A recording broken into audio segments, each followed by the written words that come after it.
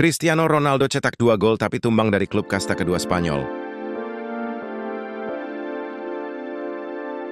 Gol Ekitike dan Frimpong tak cukup, The Reds ditumbangkan The Eagles. Fermin Lopez tolak rayuan Manchester United, tegaskan loyalitas penuh pada Barcelona. Benjamin Sesko gabung MU, Bryan Mbeumo dan Matheus Cunha ungkap alasan datang ke Old Trafford.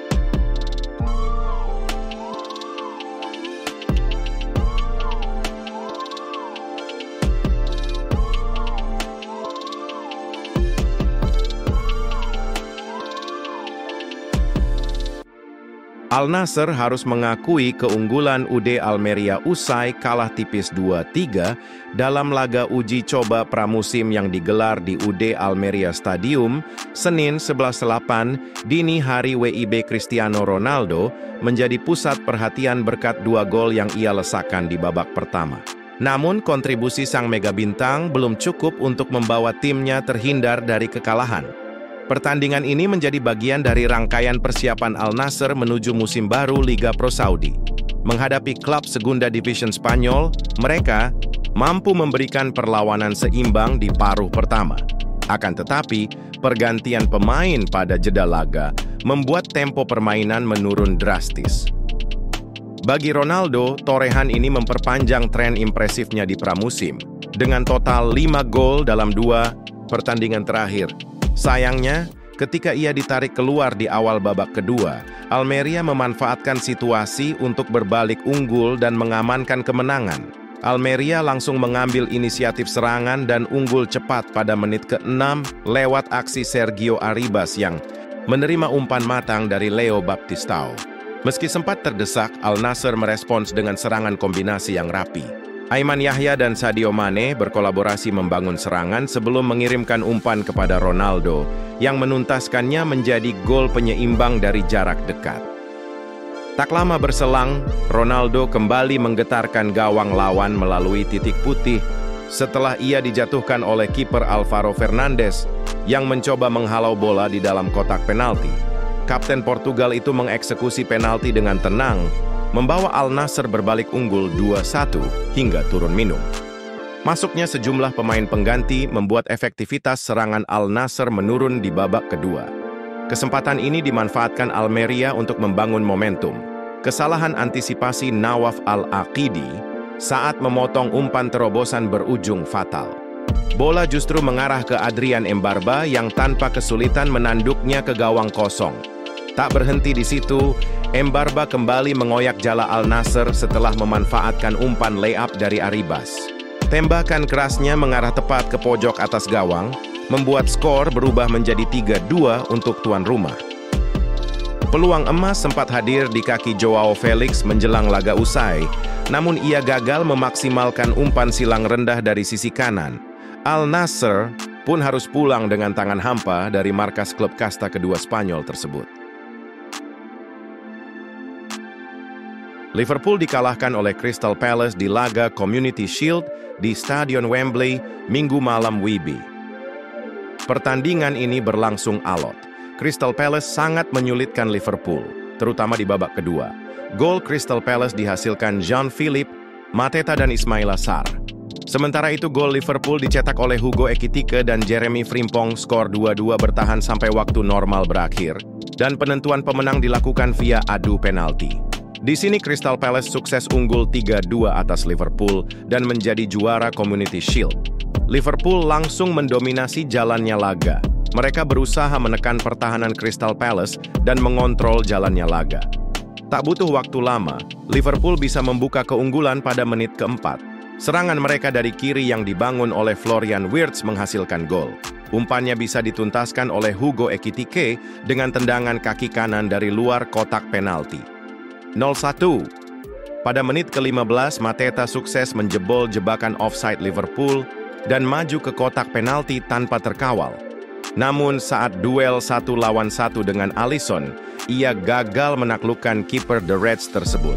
Akan tetapi ancaman belum berakhir bagi Liverpool karena bola masih dikuasai oleh Palace. Ismaila Sarr kemudian bermanuver di kotak penalti dan ia dijegal oleh Van Dijk. Wasit pun menunjuk titik penalti. Eksekusi kemudian diambil oleh Mateta pada menit ke-17. 1-1. Menit ke-21 Liverpool kembali mencetak gol. Kali ini dari aksi pemain baru lainnya yakni Jeremy Frimpong. Ia menusuk masuk dari flank kanan dan mencoba melepas umpan silang, tapi bola ternyata mengarah masuk ke gawang. 1-2 duel kemudian berjalan dengan ketat. Bola banyak bergulir di lini tengah karena kedua tim sama-sama kesulitan menciptakan serangan berbahaya. Pada akhirnya, tak ada tambahan gol tercipta sampai turun minum. Crystal Palace 1-2 Liverpool. Di babak kedua, pertandingan terus berjalan dengan alot. Kedua tim masih kesulitan menciptakan peluang di awal paruh kedua ini. Menit ke-52, akhirnya ada peluang tercipta yang dihasilkan Liverpool. Usai mendapat umpan dari Wirtz, Ekitike melepas tembakan keras, namun bola masih melambung. Menit ke-61, Palace mendapat peluang dari tandukan Richards, menyusul sepak pojok dari sisi kiri gawang Liverpool. Ia menanduk bola di tiang jauh dengan bebas, tapi peluang itu bisa dimentahkan Alisson dengan relatif mudah. Menit ke-62, Eze mendapat ruang tembak di half space kiri usai mengecoh Konate. Untung Alisson masih bisa mencegah peluang itu berbuah gol dengan aksi penyelamatannya yang cekatan. Menit ke-77, gol akhirnya tercipta lagi. Ismaila Sarr sukses menjebol gawang Liverpool setelah sukses menerobos half space kiri pertahanan Liverpool. Ia mendapat umpan dari Will Hughes yang sebelumnya sukses merebut bola dari Cody Gakpo tak jauh dari garis tengah. 2-2. Menit ke-79, Palace nyaris mencetak gol lagi dari tembakan Sarr di dalam kotak penalti. Untung bola tembakannya bisa diblok tepat waktu oleh Kerkez. Menit ke-83, Liverpool mengancam dari sepakan salah dari tengah kotak penalti usai mendapat bola umpan tarik dari Kerkez. Namun bola masih mengarah tepat ke pelukan kiper. Duel kemudian berlangsung makin menegangkan. Namun tak ada tambahan gol tercipta sampai waktu tambahan selama 5 menit berakhir. Crystal Palace 2-2 Liverpool bola.net, Inggris hasil Community Shield.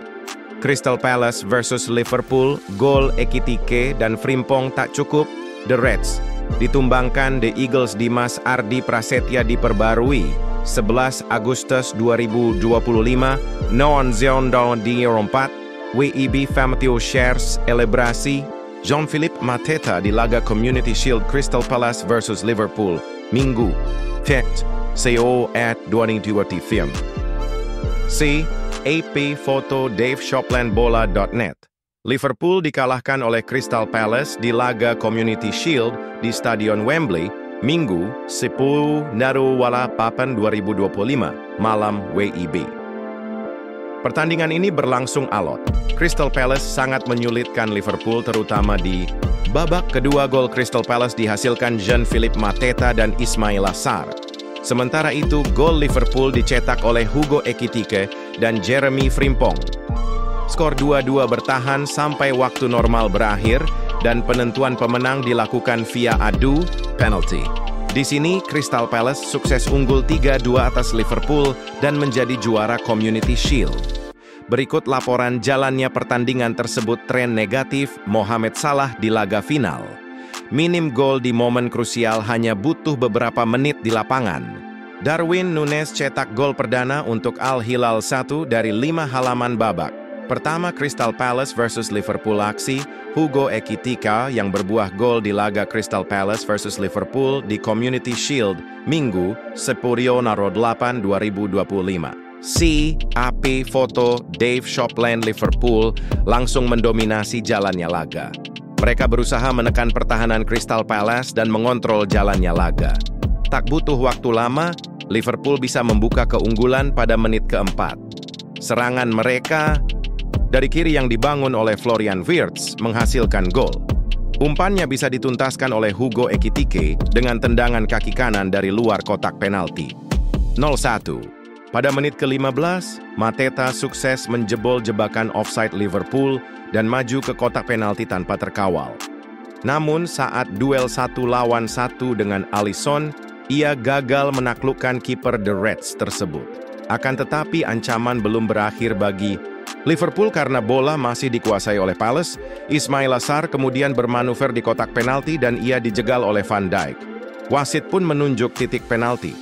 Eksekusi kemudian diambil oleh Mateta pada menit ke-17. 1-1. Menit ke-21, Liverpool kembali mencetak gol. Kali ini dari aksi pemain baru lainnya yakni Jeremy Frimpong. Ia menusuk masuk dari flank kanan dan mencoba melepas umpan silang. Tapi bola ternyata mengarah masuk ke gawang. 1-2 duel kemudian berjalan dengan ketat. Bola banyak bergulir di lini tengah karena kedua tim sama-sama kesulitan menciptakan serangan berbahaya. Pada akhirnya, tak ada tambahan gol tercipta sampai turun minum. Crystal Palace 2, Liverpool, rating Liverpool usai. Dikalahkan Crystal Palace di Community Shield, trio pemain baru bersinar, Van Dijk titik lemah, Salah tak berkutik daftar lengkap transfer Premier League musim panas 2025-2026 pertandingan selanjutnya Premier League 2011 Agustus 2025 Chelsea 20 Goals YB Crystal Palace Preview. Pertandingan Premier League 2019 Agustus 2025 Liverpool 1-2 YB Bournemouth Preview. Pertandingan 2 dari 5 halaman babak kedua Crystal Palace vs Liverpool C. AP foto di babak kedua, pertandingan terus berjalan dengan alot. Kedua tim masih kesulitan menciptakan peluang di awal paruh kedua ini.